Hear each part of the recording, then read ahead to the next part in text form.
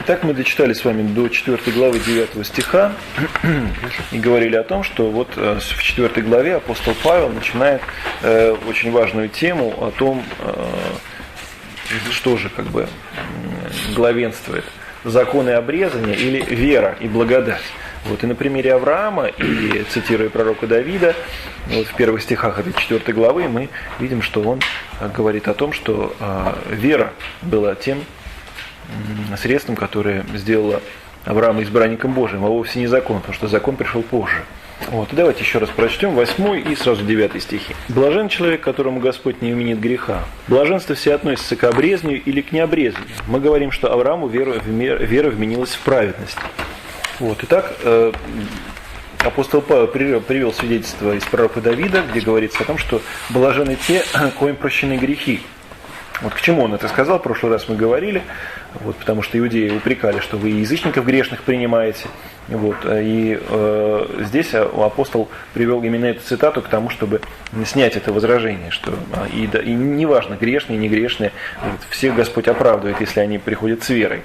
Вот, и дальше он продолжает эту тему и задает вопрос: к какому состоянию относится вот это блаженство, помилование и прощение грехов? К обрезанным иудеям или к необрезанным язычникам? Вот. И апостол Павел опять для решения этого вопроса обращается к истории Авраама. Вот. И здесь он говорит в 9 стихе, что мы ясно знаем, что Аврааму именно вера вменилась в праведность. То есть этот пункт уже доказан из его прежней речи. Когда вменилась? По обрезанию или до обрезания? Не по обрезанию, а до обрезания. 10 стих. Вот. То есть, если мы знаем, что именно до обрезания эта правда вменилась, вера вменилась в правду Авраама, таким образом, то, что сейчас происходит, та благодать, которая изливается, она должна изливаться и на язычников, то есть на необрезанных язычников. То есть этими словами апостол Павел доказывает, что благодать сейчас предложена всем. Вот, не только иудеям, но и необрезанным язычникам. Это видно из истории Авраама. И знак обрезания он получил как печать праведности через веру, которую имел в необрезании. Так что он стал отцом всех верующих в необрезании, чтобы им вменилась праведность. 11 стих. Таким образом, апостол Павел говорит, что обрезание – это только внешний знак, который сам по себе это, так сказать, не правда, но только свидетельство правды. То есть это печать и знамение веры, которую показал Авраам до обрезания.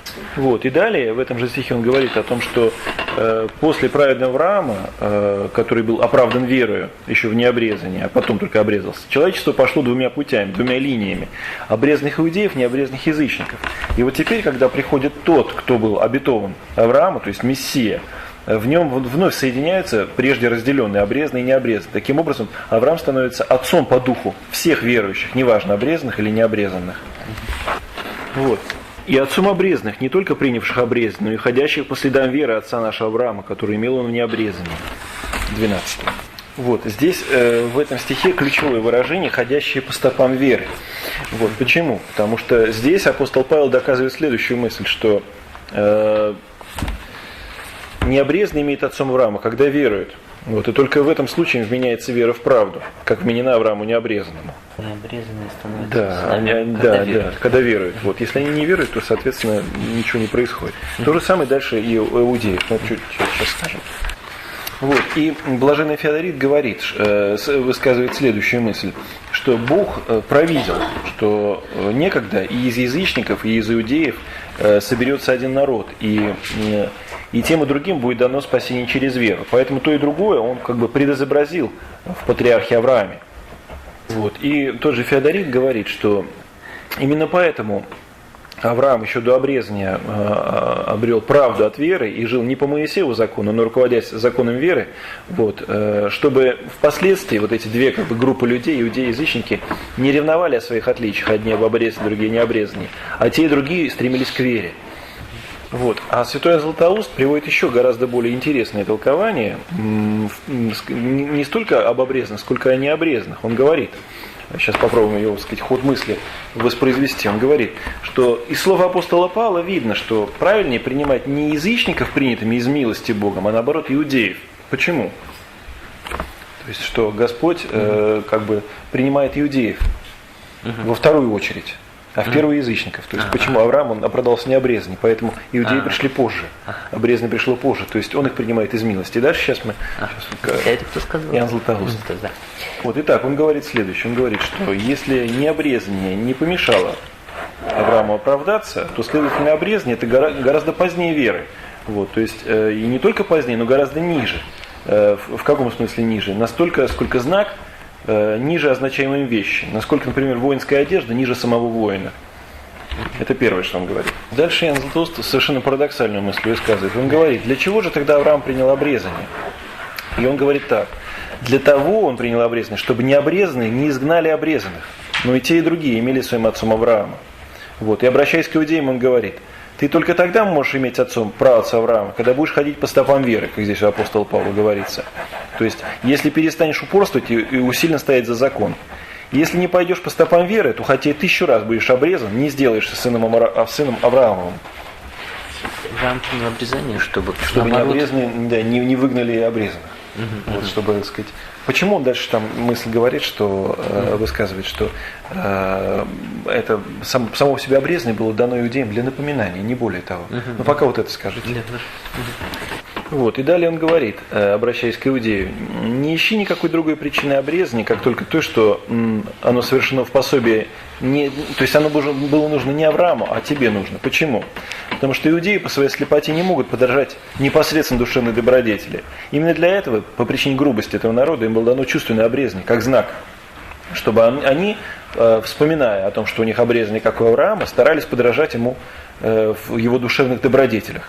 Вот. И Иоанн Златоуст продолжает дальше. Я думаю, что в таком же смысле Господь остановил и все прочее, то есть и субботы, и жертвы, и праздники. То есть только в одном этом смысле, чтобы через чувственное напоминать иудеям о духовном, по причине их грубости. Вот.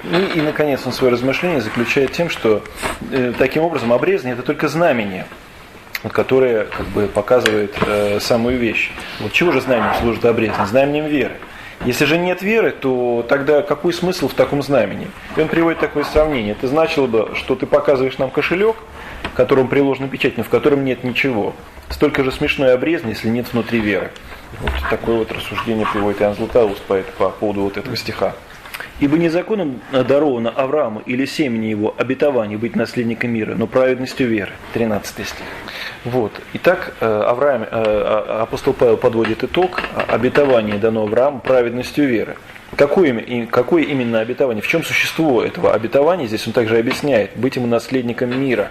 То есть, то, что семя Авраама наследует весь мир. То есть, что весь мир будет ему свой. Вот, само собой разумеется, что в плоском смысле понимать такое обетование невозможно. Вот, только в духовном смысле. Вот. Кроме того, святые отцы обращают внимание, что вот семя Авраама, о котором здесь говорится, конечно же, это Христос. О Христе здесь говорится, потому что по плоти действительно он потомок Авраама.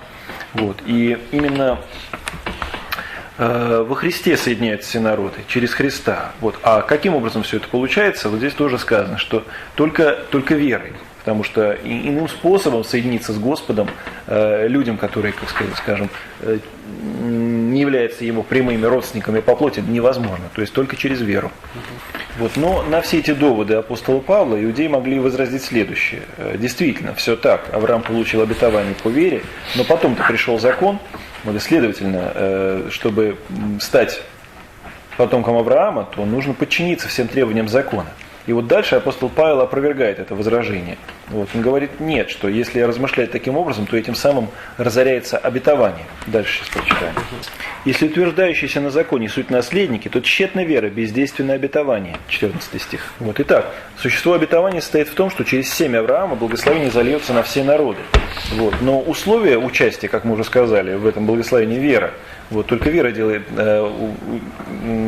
вот этих людей, которые чужды по плоти Аврааму, наследниками. Вот. Но если вместо веры поставить закон, то возможность такого приобщения к благодати в принципе невозможна. То есть невозможно приобщиться к благословению через закон.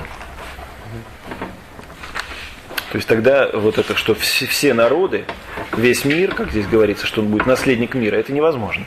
Потому что явно из времени жизни апостола Павла, что иудеи составляют лишь ничтожную часть населения мира. Авраам не является наследником мира.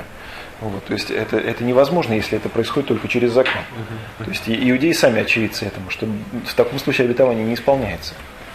Вот. Ну, кстати сказать, мы с вами тоже явные свидетели тому, что вот иудеи ясно понимали, что если понимать не в том смысле, в каком говорит об этом апостол Павел, вот то, что Авраам станет наследником мира, что язычники войдут в это обетование, то, в принципе, другим путем, как вооруженной силой, это обетование исполнить невозможно. Именно поэтому мы читаем в Евангелии, что однажды народ хотел взять силой Христа и сделать его царем. Потому что только в таком случае, если это и царь, если это действительно человек, который обладает властью и оружием, он может подчинить себе весь мир. Именно поэтому, кстати сказать, вот в первые века после пришествия Христа в мир иудеи неоднократно поднимали именно мессианские восстания против римской власти. Вот, то есть это вот желание исполнить то самое обетование, которое было дано Аврааму, но не духовно, а физически, путем вооруженной силы. Вот. И здесь апостол Павел уже в этом стихе ясно показывает, что на эту несообразность, которую понимали иудеи, но признать не хотели. Поэтому шли другим путем. Не путем принятия того, что только вера объединяет весь мир, вот, а вот именно путем вот такого попытки мирового господства, путем оружия. Который бы привел к тому, что как бы насильно всех заставили соблюдать закон. Да, именно в этом смысле. Вот, и действительно, другим путем это обетование исполниться не может. Поэтому мы говорим о том, что и сейчас иудеи ждут своего Мессию, они не принимают как Мессию Христа, а Мессию, который будет именно мировым владыкой. Вот, потому что, безусловно, иудеи не отказываются от мысли того, что только исполняющие закон избранники Божии. Поэтому о принятии других народов в свою лоно нет и речи. Вот, только о военном подчинении, о финансовом или вооруженном господстве может идти речь. Вот, а поскольку речь идет об исполнении обетования Авраама, то есть стать наследником всего мира, вот, то такой Мессия, который объединит весь мир, но не как Христос, силой любви, а именно как его противник силой насилия. Вот. Таким образом, и поэтому совершенно справедливо этот Мессия называется антихристом. Вот. Апостол же Павел в 14 стихе в принципе как бы не предполагает такую возможность вооруженного как бы возглавления мира, вот, а говорит о добровольном возглавлении. И он подчеркивает, что в таком случае закон плохой помощник, только благодаря вере может быть объединен мир. То есть может быть вот достигнуто исполнение этого обетования Авраама. Ибо закон производит гнев, потому что где нет закона, нет и преступления. 15 стих. Вот этот стих с первого взгляда кажется не очень понятным. О чем здесь говорит апостол Павел? Вот, потому что в буквальном смысле, если читать, получается так, что закон, мало того, что он сам по себе плох, он еще подает повод к преступлению. Вот. Но это не совсем понятно, потому что закон наоборот дан, чтобы все видели, как надо действовать, как действовать праведно, вот, а не с тем, чтобы вводить нас в преступление. Так вот, что здесь имеет в виду апостол Павел? Это надо пояснить. Вот. Подробно вот это недоумение, которое здесь возникает, апостол Павел объясняет ниже, в следующих главах. Вот пока же Феофан Затворник говорит следующее. Мысль такая. Вот. Я вижу, что закон свят, и вижу, что требует закон, и даже стараюсь исполнить то, что повелевает закон, но приходит некое греховное чувство и увлекает меня к преступлению закона. То есть закон сам по себе плохой помощник. Вот. То, что я не могу исполнить эти заповеди закона, только ярче обличает мою грешность и преступность. То есть, как бы, не зная закон, хоть грешил бы, но это были бы грехи неведения. Вот. А тут видишь и грешишь. То есть здесь апостол Павел еще подробно не объясняет, но как бы делает как бы такой первый намек на то, что он дальше говорит о том, что в нашем теле господствует не только закон, вот этот закон, который мы умом принимаем, но и закон, который вживлен в наши чувства, закон греха. То есть делаю то, что не хочу, а то, что хочу, не делаю. Вот. То есть он об этом говорит, что в этом смысле закон для того, чтобы справиться с грехом, плохой помощник. Он не дает сил справиться с грехом, но более того, поскольку написано, что есть грех, а я не могу исполнить, вот, то получается, что я являюсь преступником по знанию, по ведению, а не по неведению. То есть закон меня еще ярче обличает как грешника. Не дает мне пособие к праведности, но делает меня еще более тяжким грешником, потому что явно я приступаю закон по букве. Хочу сказать, а как это сочетается, ну вот, с словами, собственно. А вот пока Пока не скажу. Вот таким образом связь 14 и 15 стихов следующая. Апостол Павел при всяком удобном случае внушает мысль сознания, безысходности своего положения, если остаться при одном законе. Вот, то есть, если есть закон, если есть только один закон, то ты все время будешь под гневом, то есть в состоянии вот этого грешности и подгневности, потому что ты явно ощущаешь, что ты не исполняешь правды Божией, а грешишь. Вот это никак не может быть согласовано с исполнением обетования данного Аврааму. Вот. Только вера приносит прощение прегрешений, бывающих по отношению к закону. И только вера дает силы на исполнение закона. Вот. И таким образом человека приводит в праведность. Вот. А именно на праведности, при условии праведности может быть исполнено обетование. Может быть принято благословение от Бога и исполнено обетование. То есть вот такая связь этих двух стихов. Вот. Поэтому сложность такого понимания 15 стиха, почему тут нужно подробное толкование, в том, что апостол Павел очень тезисно излагает здесь несколько мыслей в одной. Вот. На самом деле более подробно дальше, в следующих главах он говорит об этом, о том, что не только закон благочестивый, но и закон греха господствует в нашем теле. Вот, поэтому это он объясняет подробно. А пока он говорит о недостаточности закона по отношению к вере, по отношению к исполнению обетования. Только в этом смысле. Дальше он эту тему еще развивает, мы об этом будем читать после. Вот. Но о том, что апостол Павел говорит подробно о законе, давайте сейчас прочитаем небольшой отрывок из 7 главы, чтобы было понятно, о чем он говорит дальше. То есть такую сделаем себе заметочку. 21-24 стихи 7 главы. «Итак, я нахожу закон, что когда хочу делать доброе, прилежит мне злое. Ибо по внутреннему человеку нахожу удовольствие в законе Божьем. Но в членах моих вижу иной закон, противоборствующий закону ума моего и делающий меня пленником закона греховного, находящегося в членах моих. Бедный человек, кто избавит меня от всего тела смерти». Поэтому эту тему о законе мы будем с вами еще продолжать читать.